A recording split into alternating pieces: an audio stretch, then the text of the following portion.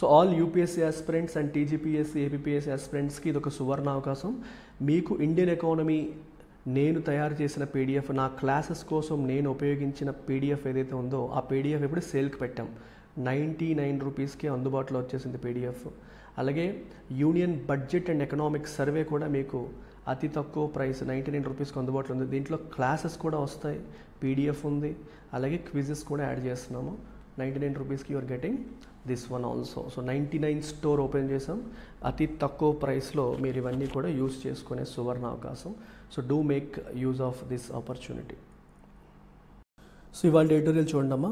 Title of today's editorial is human failure. Rao's IAS coaching సెంటర్లో basement లైబ్రరీలో flooding జరిగి 3 IAS aspirants చనిపోయారని మనకి న్యూస్లో చూసాం. దానికి సంబంధించిన ఆర్టికల్ ఇది. The deaths of IAS aspirants in basement flooding were preventable.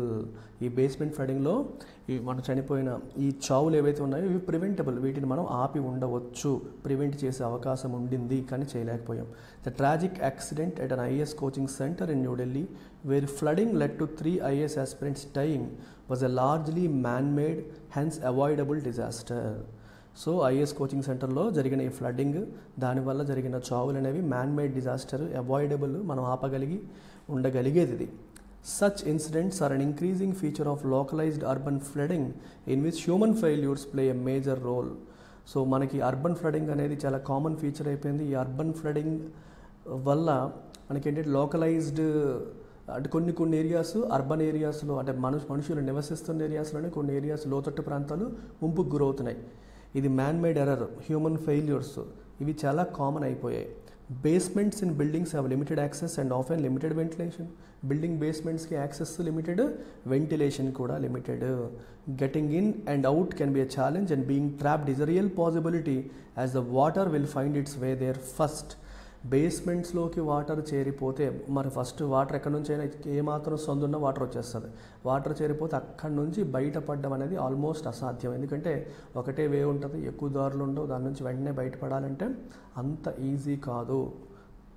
Special pumping arrangements would be required to mitigate flooding. ఇలాంటి ఫ్లడింగ్ని మిటిగేట్ చేయాలంటే స్పెషల్ పంపింగ్ అరేంజ్మెంట్స్ అనేవి must. In general rules do not permit basements in buildings across the country to have habitation while allowing storage, parking and utilities such as electric equipment and generators. Rules ఏం చెప్తున్నాయంటే మనకి building బేస్మెంట్స్లో మనం electric equipment పెట్టుకోవచ్చు, parking పెట్టుకోవచ్చు, ఓకేనా, అలాగే storage facilities పెట్టవచ్చు, కానీ హ్యాబిటేషన్కి rules allow చేయవు. హ్యాబిటేషన్ అంటే అక్కడ నివసించడం, ఎక్కువసేపు ఉండడం అనేది అది పర్మనెంట్ ఎస్టాబ్లిష్మెంట్గా దాన్ని వాడకూడదు. Habitation would include offices and residents. Shops are sanctioned especially in malls or mixed use buildings as they are seen as temporary habitation. హ్యాబిటేషన్లో ఏముంటాయేమో మనకి ఆఫీసెస్, రెసిడెంట్స్, ఇవన్నీ హ్యాబిటేషన్కి ఎందుకు వస్తాయి. Shops are sanctioned especially in malls or mixed use buildings as they are seen as temporary habitation. Shops కూడా మనకి are sanctioned especially in malls or mixed use buildings. ఇప్పుడు చూడండి, మిక్స్డ్ యూజ్ బిల్డింగ్స్, మాల్స్లో కొన్ని షాప్స్ని sanction చేస్తారు, అంటే allow చేస్తారు, పెట్టుకోవచ్చు. ఎందుకంటే వాటిని టెంపరీ హ్యాబిటేషన్గా చూస్తారు తప్ప అది పర్మనెంట్ కాదు. అందుకని షాప్స్ పెట్టుకోవడానికి కొన్నిసార్లు అలౌ చేస్తారు. అదే ఒక class room or study centre may well be considered habitation in such an interpretation of rules which could mean classes or long hours of study should not be allowed in the basement. కానీ classes కానీ study centre కానీ మీరు తీసుకుంటే దాన్ని proper permanent హ్యాబిటేషన్గా తీసుకోవచ్చు. So which means బేస్మెంట్లో long hours of స్టడీని అలౌ చేయకూడదు, క్లాసెస్ రన్ చేయడానికి కూడా అలౌ చేయకూడదు అని అర్థం. Building bylaws for Delhi consider the basement as a storage area but recognize mixed use buildings that may use basements for other purposes.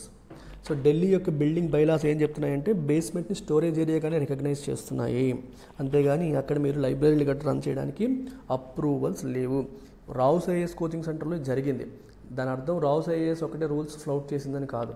అక్కడ ఉన్న అన్ని కోచింగ్ సెంటర్స్లో కూడా మెజారిటీ కోచింగ్ సెంటర్స్లో బేస్మెంట్స్ని లైబ్రరీ లాగా రన్ చేస్తున్నారు. వీళ్ళ దురదృష్టం అంటే అక్కడ స్టూడెంట్స్ యొక్క దురదృష్టం, ఈ కోచింగ్ సెంటర్ యొక్క దురదృష్టం.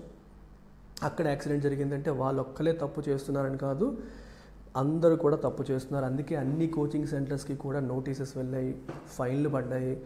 ఢిల్లీలో స్టూడెంట్స్, ఐఏఎస్ ఆస్పిరెంట్స్ అందరూ కూడా ఫైట్ చేస్తున్నారు, జస్టిస్ కావాలని, విక్టిమ్స్కి కాంపెన్సేషన్ ఇప్పించాలని, జస్టిస్ జరగాలని చెప్పి ఇక్కడ ఫైట్ అనేది కూడా జరుగుతుంది.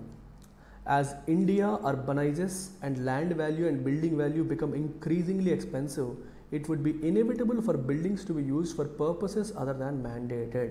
ఇండియా అర్బనైజ్ అయ్యే కొద్దీ ల్యాండ్ వాల్యూ బిల్డింగ్ వాల్యూ ఇంకా ఎక్స్పెన్సివ్ అయ్యే కొద్దీ ఉన్న బిల్డింగ్స్ని మనం అన్ని పర్పస్లకి వాడే పరిస్థితులు వస్తాయి. అక్కడ అది పెట్టకూడదు, ఇక్కడ ఇది పెట్టకూడదు అంటే మనుషులు ఎక్కడ ఉండాలి, ఎక్స్పెన్సివ్ అయిపోయింది కదా అనే సిచ్యువేషన్స్ వచ్చే అవకాశం ఉంది. In such mixed use buildings basements are also seen as income generators. అలాంటప్పుడు బేస్మెంట్స్ని ఎలా చూస్తారు? ఇన్కమ్ జనరేటర్స్గా. ఈ బేస్మెంట్ నాకు ఆ స్పేస్ వేస్ట్ అయిపోతుంది అన్నట్టు చూస్తారు. అలా కాకుండా అక్కడ నుంచి కూడా నాకు ఇన్కమ్ జనరేట్ అవ్వాలనే మైండ్ సెట్ బిల్డ్ అయిపోతుంది. ఎందుకంటే because of the expensiveness of the land value అంతగా పెరిగిపోవడం వల్ల. The Delhi Master Plan 2021 explicitly says that the use of a basement in coaching centers shall be subject to clearance from fire authorities and other statutory bodies as per the relevant laws. Delhi master plan 2021 ఏం చెప్తుంది క్లియర్గా? Basement in coaching centres authorities, fire authorities నుంచి clearance రావాలి, other statutory bodies నుంచి కూడా ఖచ్చితంగా clearance రావాలి as per the relevant laws అని క్రిస్టల్ క్లియర్గా ఢిల్లీ మాస్టర్ ప్లాన్ చెప్తోంది. It is not known if the IS coaching center had the relevant permissions and if any changes made on basement use were notified to the authorities. అయితే ఈ coaching సెంటర్కి relevant permissions ఉన్నాయా లేదా, లేకపోతే basement యూజ్కి జరిగిన మార్పులు ఏవైతే ఉన్నాయో అవి అథారిటీస్కి నోటిఫై చేశారా లేదా అనే విషయాలు మనకి తెలియదు. In India, questions need to be asked whether a renewal of permits was done after inspections. Users prefer not to notify the authorities since it causes hurdles and invites bribe demands.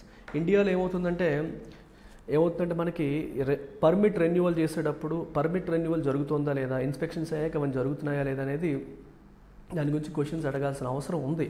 ఎందుకంటే జనరల్గా users ఏం చేస్తారంటే they prefer not to notify the అథారిటీస్కి చెప్పరు. చెప్తే ఏమవుతుందంటే వాళ్ళు hurdles create చేస్తారు, మాకు లంచాలు ఏమని అడుగుతారనే ఉద్దేశంతో ఎవరికి ఇన్ఫర్మేషన్ ఇవ్వకుండా సైలెంట్గా కానిచ్చేస్తూ ఉంటారు. ఎవరైనా ఇన్స్పెక్షన్కి వచ్చి దొరికితే వాళ్ళకి అప్పుడు లంచాలు ఇచ్చి మేనేజ్ చేసుకుంటారు తప్పితే వాళ్ళు అఫీషియల్గా మీరు బిల్డింగ్ ఏ పర్పస్ కోసం తీసుకున్నారో పర్పస్ మార్చేసినప్పుడు మీరు చేంజెస్ చేసినప్పుడు ప్రొయాక్టివ్గా నోటిఫై చేయడం అనేది చేయట్లేదు. In what appears to be a case of poor civic infrastructure, a Storm water drain burst with the water entering the basement of the coaching center. చూసారా, ఒక poor civic ఇన్ఫ్రాస్ట్రక్చర్కి ఒక example లాగా మనం చెప్పొచ్చు. స్టార్మ్ వాటర్ డ్రైన్ ఏమైంది? Storm water అంటే తెలుసు కదా మనకి, ఈ వాటర్ అనేది ఒక్కసారిగా ఈ బేస్మెంట్లోకి వచ్చేసింది. Big cities getting flooded has become routine and the flooding is as much due to natural topography as changes in land use and haphazard constructions. ఈ సిటీస్లో అర్బన్ ఫ్లడింగ్ అనేది ఒక కామన్ ఫినామినన్ అయిపోయింది, యాజ్ అ బికమ్ రొటీన్, చాలా common అయిపోయింది. And the flooding is as much due to natural topography. Flooding అనేది natural topography అంటే ఈ ఎత్తులు పల్లాలు, ఎత్తు నుంచి పల్లంకి రావడం, దానివల్ల ఎంత జరుగుతుందో అలాగే ల్యాండ్ యూజ్ని చేంజ్ చేసేయడం, ఎలా వాడాలో అలా వాడకుండా హఫజార్డ్ కన్స్ట్రక్షన్స్, డేంజరస్ కన్స్ట్రక్షన్స్ వల్ల కూడా అది జరుగుతుంది. ఒకే కారణంగా మనం చెప్పొచ్చు, ఇవన్నీ కూడా దీనికి కారణంగా మనం చెప్పొచ్చు. In 2015, for instance, in Chennai, flooding of basements damaged electric equipment in many buildings and disrupted businesses. 2015లో చెన్నైలో ఈ అర్బన్ ఫ్లడింగ్ వల్ల బేస్మెంట్స్ డ్యామేజ్ అయ్యి ఎలక్ట్రికల్ ఎక్విప్మెంట్ పాడైపోయింది. It caused deaths in a hospital since the water damaged emergency power generators and life-saving ICU equipment stopped functioning. హాస్పిటల్లో కూడా deaths వచ్చాయి ఇందువల్ల, ఎందుకంటే ఎమర్జెన్సీ పవర్ జనరేటర్స్ అక్కడే ఉంటాయి, అవి పాడైపోయి దానివల్ల ఐసీయూ ఎక్విప్మెంట్ ఫంక్షన్ చేయడం మానేసింది. దానివల్ల ఐసీయూలో ఉన్న చాలామంది పేషెంట్స్ చనిపోయే పరిస్థితి కూడా వచ్చింది. Buildings can be made flood resilient by ensuring that no water enters inside up to 1 centimeter to 1 meter to 1.5 meter level on the road. So మనం ఎలా చేయగలుగుతాం దాన్ని ఫ్లడ్ రెసిలియంట్గా? వాటర్ లోపలికి ఎంటర్ కాకుండా ఆపగలిగితే, 1 to 1.5 meter లెవెల్ వరకు ఆపగలిగితే, వెళ్లకుండా ఆపగలిగితే అప్పుడు మనం చేయగలుగుతాం. Concrete non porous compound walls, flood barrier gates and non return walls on plumbing lines can help achieve this resilience. ఇది జరగాలంటే మనకి నాన్ పోరస్ అంటే పోర్స్ లేకుండా, వాటర్ సీపేజ్కి అవకాశం లేకుండా ఉన్న కాంపౌండ్ వాల్స్ ఉండాలి, కాంక్రీట్ వాల్స్ ఉండాలి, ఫ్లడ్ బ్యారియర్ గేట్స్ ఉండాలి, ఓకే, ఫ్లడ్ని ఆపగలిగే గేట్స్ ఉండాలి. నాన్ రిటర్న్ వాల్స్ అంటే ఒకవైపు వాటర్ వెళ్ళ మీద తట్టు నుంచి రావడానికి అవకాశం లేకుండా, వెళ్ళడానికి అవకాశం లేకుండా వాల్స్ ఆన్ ప్లంబింగ్ లైన్స్ ఉండాలి. ఇవన్నీ ఉంటే మనకి ఇప్పుడు మనం మాట్లాడుకున్న రెసిలియన్స్ అంటే దీన్ని తట్టుకోగలిగే కెపాసిటీ అనేది బిల్డ్ అవుతుంది.